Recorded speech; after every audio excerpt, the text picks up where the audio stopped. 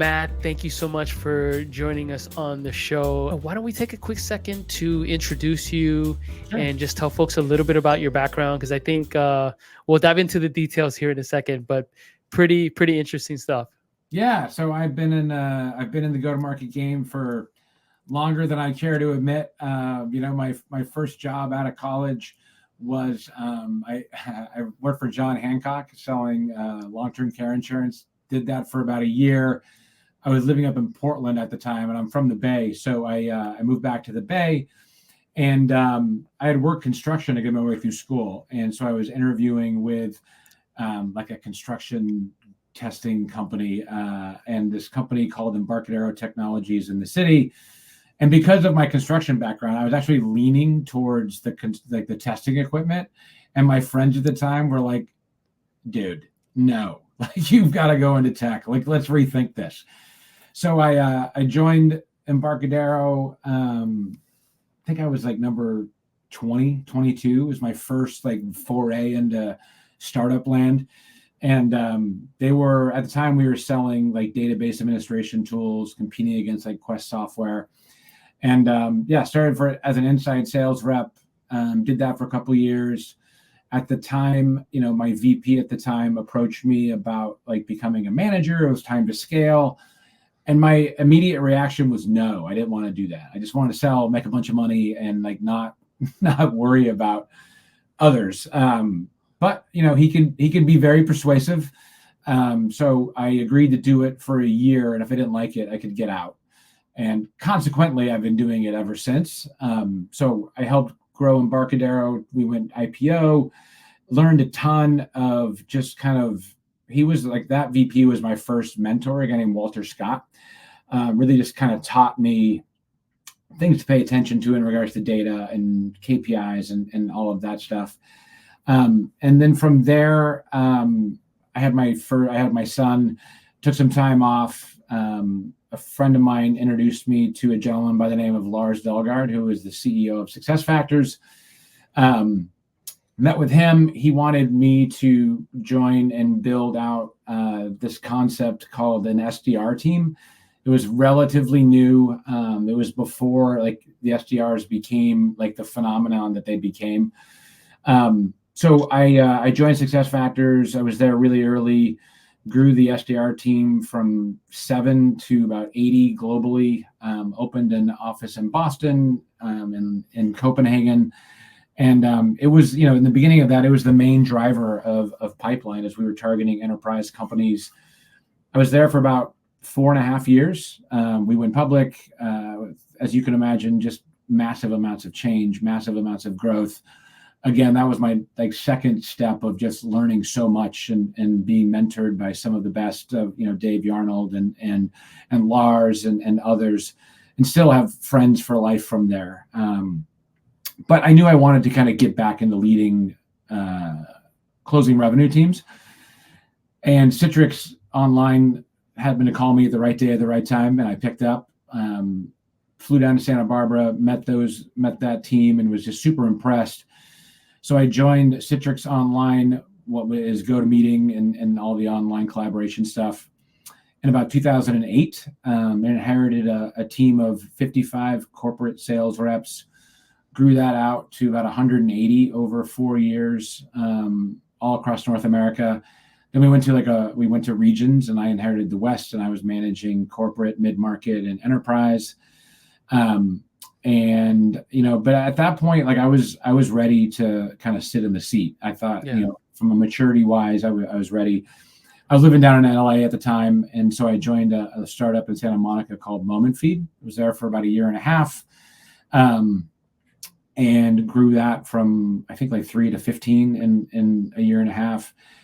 And I'm originally from the Bay, and I was getting the itch to come home.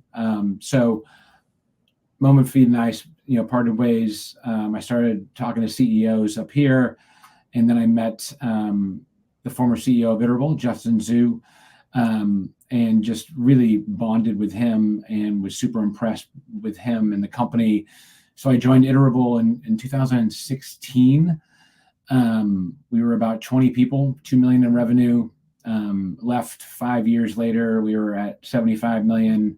It's about 150 people in sales, and decided to part ways. We, had just a tremendous run and still have massive amounts of friends there. And then I took a little bit of time off and joined a company called Spiff. Was there for about a year and a half. Grew that from 1 to 6. Then I went to a company called Emotive. From there, was there for about a year and a half, or about a year, a little over a year. And then I was at a company called Loop for a few months during the pandemic and everything. And then, like, this whole time, my partner at the Catalyst, Rachel Bassignani, she's a very good friend. She's been in my ear about like partnering her for years, and I just kept saying, no, I don't want to do that. I don't want to do that. And finally, after 25 years, the main thought I had was just like taking all of my learnings over the years and applying them to helping founders learn and helping founders grow their companies on a kind of broader scale versus just being zeroed in on one company. And so far it's been great. And I've met a few CEOs and had some great conversations, and it's super rewarding being able to not just help founders, but help candidates find the right kind of home for themselves. Because I think, when CEOs think about their first revenue leader, there's so many different variables. Like there's no kind of, in my opinion, there's just no kind of set blueprint. Like there's so many variables that go into these things, and it's been super fun. So yeah, that's it. 25 years and 8 minutes. Well, question. Yeah. The transition from CRO to executive recruiter, what inspired that? That's a great question. I was at a point where I had learned a ton and, had kind of like done Groundhog Day for a while, and it's still super rewarding, was having a ball, but I just wanted to be able to kind of spread my knowledge across multiple companies to help them scale, help them learn. For that, for 25 years, I feel like I just have so much to give, and teach people along the way of things I've done well and things I haven't done well. Certainly haven't gotten it right every single time. And for me, like, when talking to Rachel, that was one of the things that we talked about, of just like, how do we kind of take everything that's been in my head and like dump it out, for lack of better words, and help people learn and help revenue leaders learn, founders learn. I think the importance of it all is, when a revenue leader gets hired at whatever company, right? That job, like, it's just beginning. Like, yeah, the hiring is the getting that done is important, but the relationship is just starting. And so you have to figure out, how do you build trust, especially in the early companies, where you want to have somebody that you can trust, because you have to have conversations in order to solve problems, right? And if you don't have some level of trust, those conversations can get pretty hard. So that, I talk a lot about that, and I think that at Citrix and Iterable, those bonds of trust were super strong, and I think that's what helps companies go, where people have that level of trust, where they're not afraid to say something that might be challenging, for lack of better words. That's the thing I was just going to ask you about, the balance between being able to ask challenging questions, or maybe sometimes engage in conversation or provide opinions that may come across triggering to others, right? Yeah. Or create conflict, especially at that executive level, right? Where you're like, there's a reason why you're at the executive level taking that type of risk or responsibility, right? Right. And I feel like, as an executive, sometimes it's your job to challenge the system, so to speak, right? And like, when I've built and led teams, like, the one thing that I've always talked about with leaders is, at the end of the day, it shouldn't matter who's right or wrong, just as long as you believe that we've gotten to the right decision that we believe in going forward. And especially from an executive standpoint, like, we're doing a head of sales search right now. And one of the things I've talked to the founder about is, like, yes, you need somebody that can do the job, clearly, but what you need is a partner, right? You need somebody that's going to be there side by side as challenges present themselves to figure out solutions, because you could have the greatest product in the history of products, but there's still going to be challenges and there's still going to be bumps in the road. And you want to have someone walking down the road with you that you can rely on, and be not afraid to hear what you might not want to hear, and vice versa, right? Because if you don't have that trust, those conversations can get tricky, right? And you don't want to get defensive, because it's really about the business. It's not personal.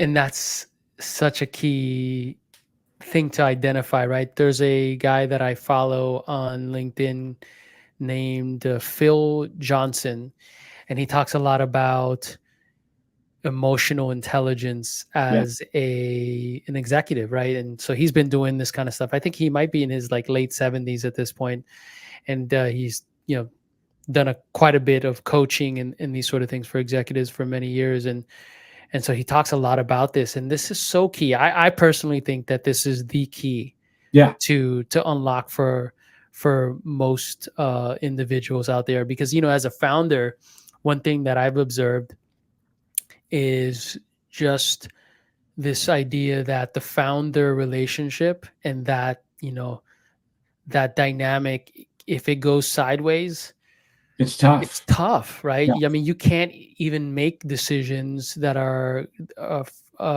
in the best interest of the business if you believe that you're sort of bickering, or you believe that maybe you can't trust, or maybe that someone's just dumping on you. But isn't this matter relationship kind of thing too, even at a much higher human level? Totally is. And I think the thing about that is especially in the early stage companies, where you are pouring your heart and soul into this thing and you're giving it everything you have, it's really hard to like breathe through those moments of high emotions and not get, I mean, I haven't done it 100% right all the time. And but there is a level of trust that enables those conversations to not be personal. But if there's even a sniff of that, like, it's hard. It's so hard, because you're putting your whole being into it, or at least you should be. And like the hot debate these days is like, work is not family and family is not work. I think it blends. I think they bleed together a little bit, right? Because you're spending the majority of your life working. They might not be family, but like, one of the things that I always talk about is, especially in the startup world, the one thing I think people don't talk about is the bonds that you make with people. They can last forever, and they can change your life and change your career forever. And I think, like, that's, to me, building something great, that's the coolest thing, because you just make these relationships because you're in the fight and you're in the trenches and like battling and trying to win. But at the end of the day, you become really good friends. Yeah. I've had this discussion a couple times about what you alluded to, like, is work friend, that work dynamic, or your colleagues, are they family, and all that kind of stuff. Like, I understand at a certain scale that dynamic is very difficult to maintain, right? However, I think this is just my personal opinion.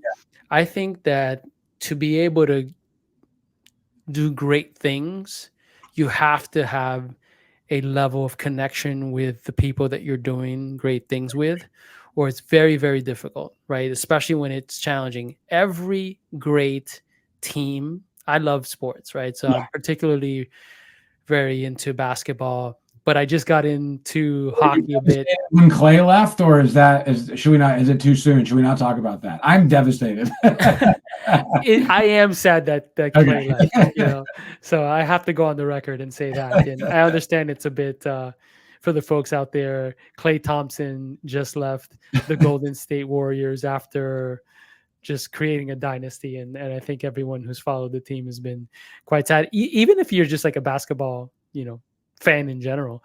However, I was just watching the Florida Panthers win the Stanley Cup. Yeah. And one thing, Matt, that I heard over and over and over again as they were celebrating, the key theme was, we're a family.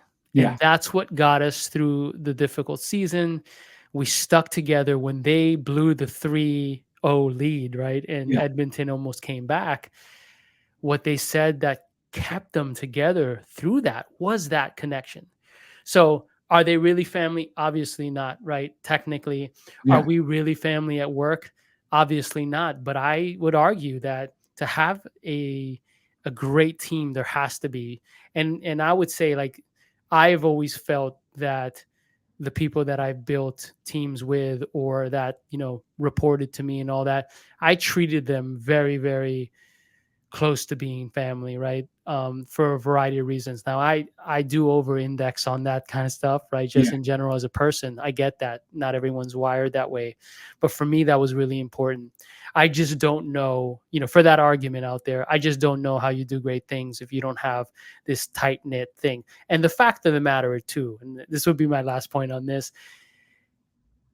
there is no separation. You talk to any psychologist, anybody, there is no separation. You don't, especially in a remote work environment Yeah. where, yeah, maybe you could have left the office or whatever, and then maybe you went to the gym or grabbed a drink after work or whatever, you were able to disconnect a little bit.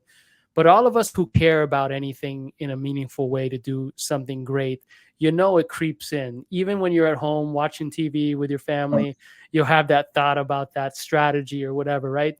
So, this notion that we are like able to separate stuff, I've never been able to do it. I've never actually met another human being who can honestly, sincerely do it.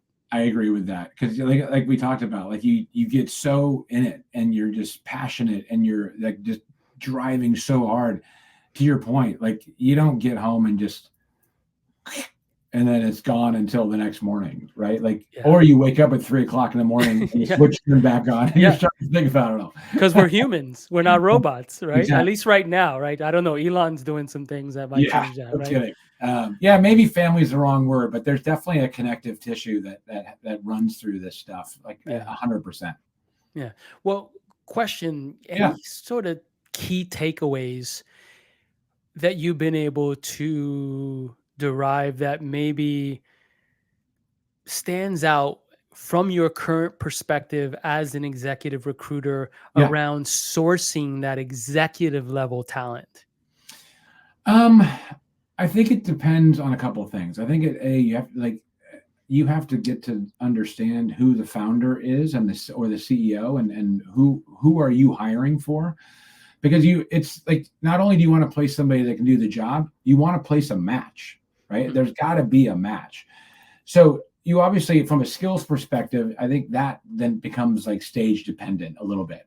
If we're searching for a Series A, they've got to be able to get hands on and get in there and get muddy and get into deals and really kind of set the stage. Series B, you're thinking more strategy, you're thinking more kind of managing leaders, and then in Series C and above, you're thinking much kind of longer term of driving towards today, but we got to get to tomorrow too. So it just depends, and there's so many different skill sets on each one of those stages and the person you're talking to. But I think it really comes down to, if you find somebody that can do it, they still have to match with the CEO. I mean, I've firmly believed that because in my career, I've personally experienced both, right? Where totally connected, and others where I was like, probably not. And I think you can still get the job done, but just the experience of being in the office or being in a company when you're not connected, it's totally different. You're just kind of on the periphery looking in. And in that case, it's probably best to move on because you're not doing yourself or the company any service. And what do you think connected looks like? Is it something that is like an emotional connection? Is it something, you enjoy, sort of like habits or hobbies, I should say, that you share? Or is it more like a version or flavor of connection around strategy and approach to the actual operation of the business? That's a great question, actually. I think it all boils I just keep coming back to the word trust, right? And however you can form trust via being connected in a work relationship or being connected where you go out and have beers or lunch or whatever and talk about sports.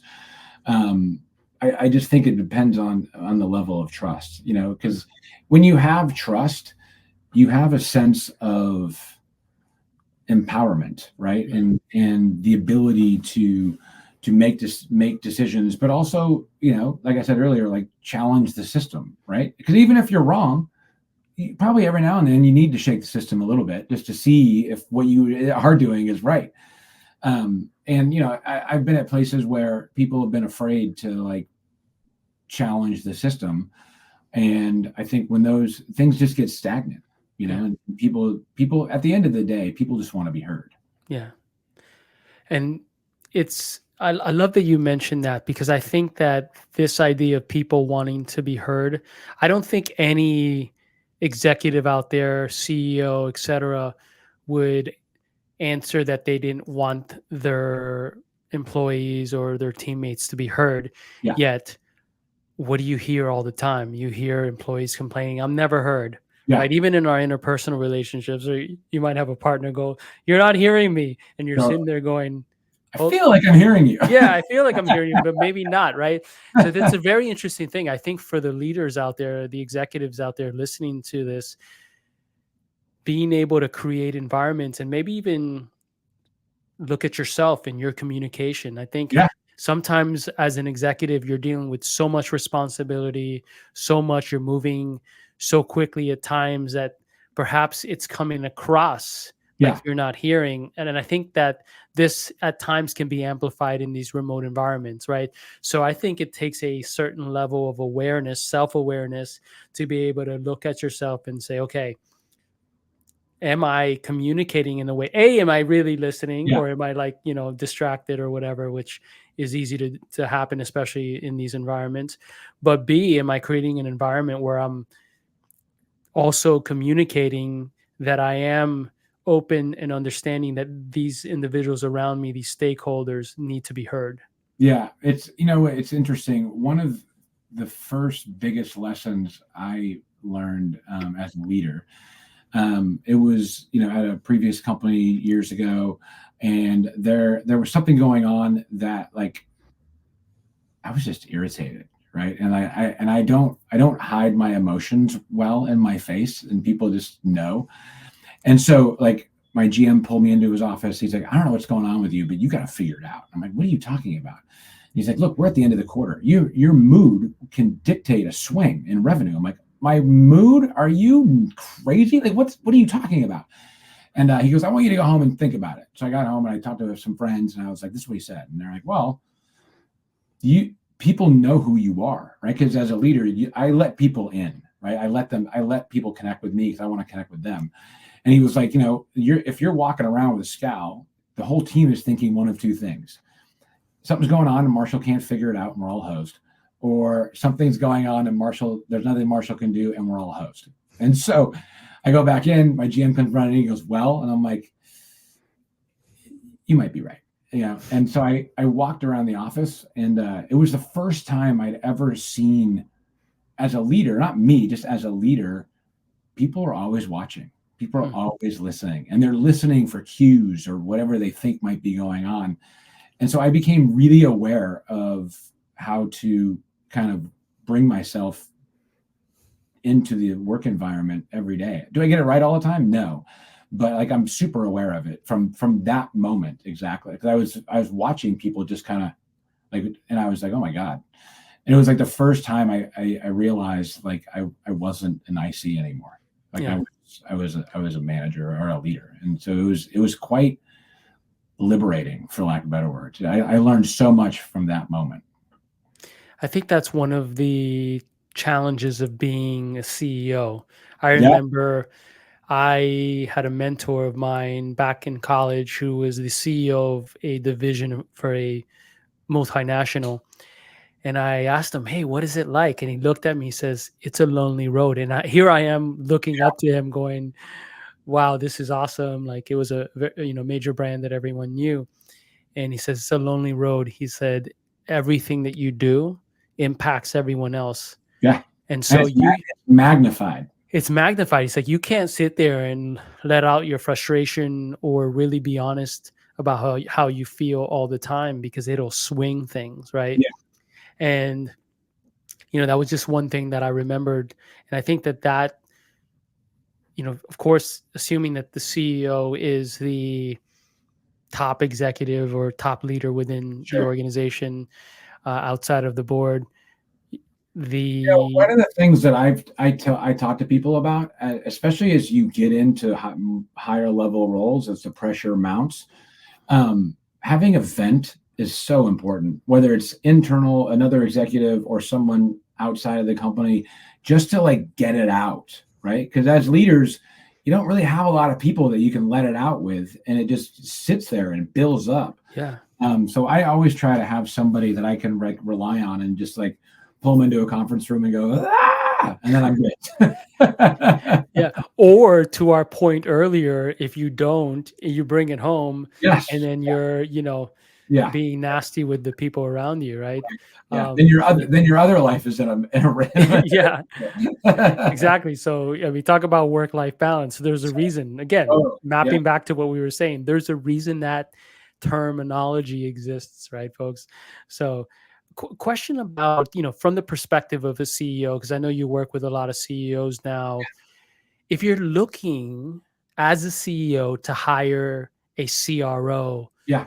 and I know there are things like stage of the business Yeah. and these sort of things that impact it, but what should you be looking for? And I think, one thing I'd add there real quick before you answer is, what stage Yeah. should you be Yeah. hiring? I've seen, early stage startups hire CROs way too early. Yes. Yeah. I think that is one of the things that I talk about early is just like, I know you want the big marquee name, but really, what you need right now is this. So if like, you're a Series A and you're starting to grow, you want somebody, like I said, that can get in there, get their hands dirty, lead from the front, and get into the more kind of KPIs and driving more day-to-day stuff.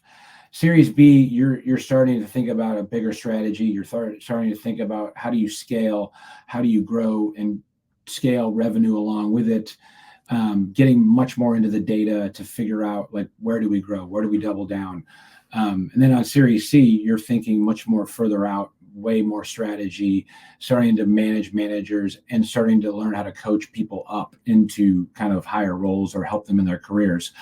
But as you get later, the weird thing is like the later you get in a company as a leader, like the further and further you get removed from the kind of getting in deals. Like, you get in the strategic ones, but you're not like in every deal all the time like you were in the very beginning.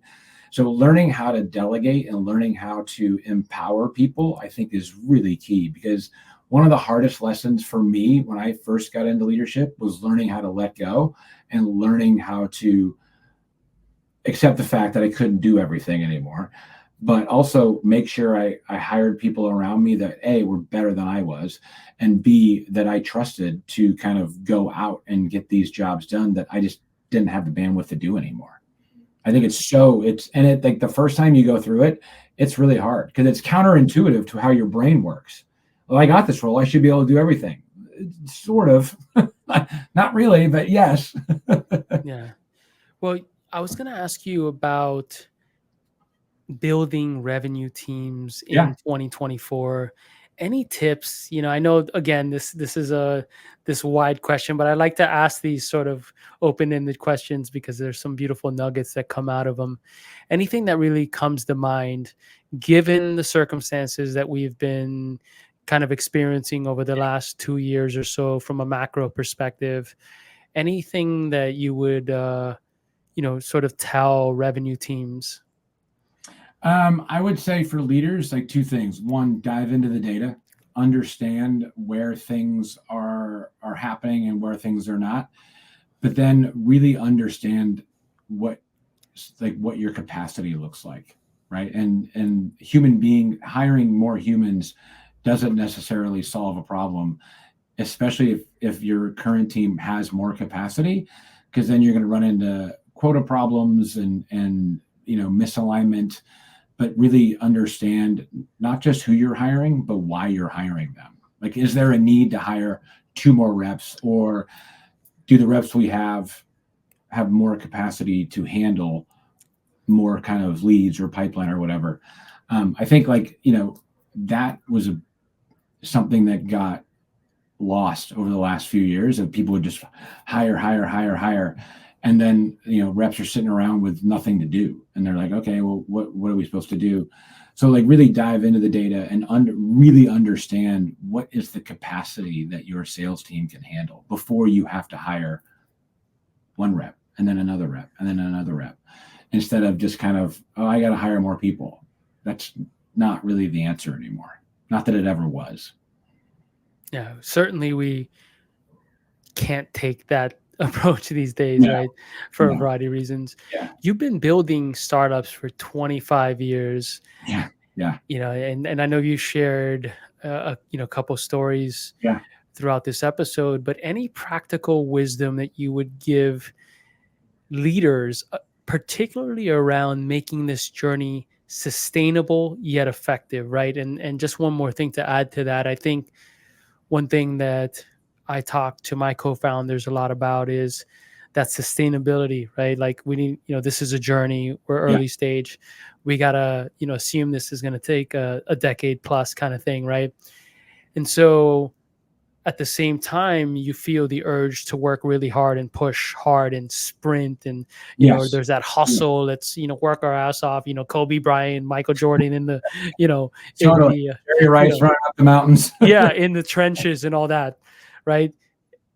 However, we know that there's certain elements of that Yeah. is not sustainable. Correct. So any tips you would give leaders specifically who have been listening to this, that they can walk away with and say, you know what, I'm going to apply that because I need to make this sustainable? I think you really have to understand yourself, right? And understand when you are pushing too hard, yourself and your teams, right? Because sometimes you push yourself too hard where you just become ineffective. And I think learning how to balance, knowing when to push and when to kind of, I wouldn't say let off, but like trust the people that you've hired to do what you've hired them to do. I'm a big believer, if I have to micromanage someone, I probably hired the wrong person. And then, really it all comes down to hiring, right? Make sure you hire the right people that can help carry the load, because as a leader, your instinct is going to be to try to carry the load all by yourself. But that's why you hire people around you, so you're sharing the load, and that kind of takes some of it off of your shoulders. And it also helps other people learn how to become leaders and learn how to start thinking about the load and when to push, when not to push, because everybody's human, right? You can't push people 24 hours a day without people starting to like just burn out in a hurry. And one of the things that I've always, when I was selling, I didn't like recognition. I wasn't a fan. It would just embarrass me. So as a leader, I've had to remember that not everybody is like that.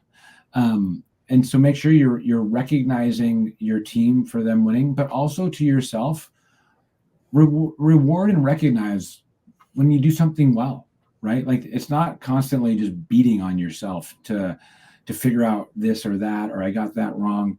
We do get a lot of things right. And I think it's important to like celebrate yourself every now and then, to kind of give yourself a break. Give yourself that grace. Yeah. Awesome. Matt, thank you so much for taking the time to share your wisdom and your stories. If folks wanted to connect with you, perhaps about your executive recruiting services, or maybe just follow you on social or learn from you, what are the best channels or URLs to reach you? LinkedIn, Matt Marshall. I'm on there. On Facebook, I think I'm Matt Marshall. I'm new to Facebook in the last few years. That's a funny story. But LinkedIn's probably the best, and my email is just matt@thecatalyst.io. But yeah, LinkedIn, I'm always around. And just real quick regarding the Catalyst, what are some of the services that you and your partner provide? Obviously, executive search. We do advisory. Rachel's done high-powered leadership coaching and team building with companies. She's been doing this for like 10 years. So we offer a pretty wide range of services to help startups grow and learn how to be a team. But yeah, Rachel does a lot of leadership coaches. We have a lot of resources to help with that as well. But actually, she was my leadership coach at Iterable. That's how we met.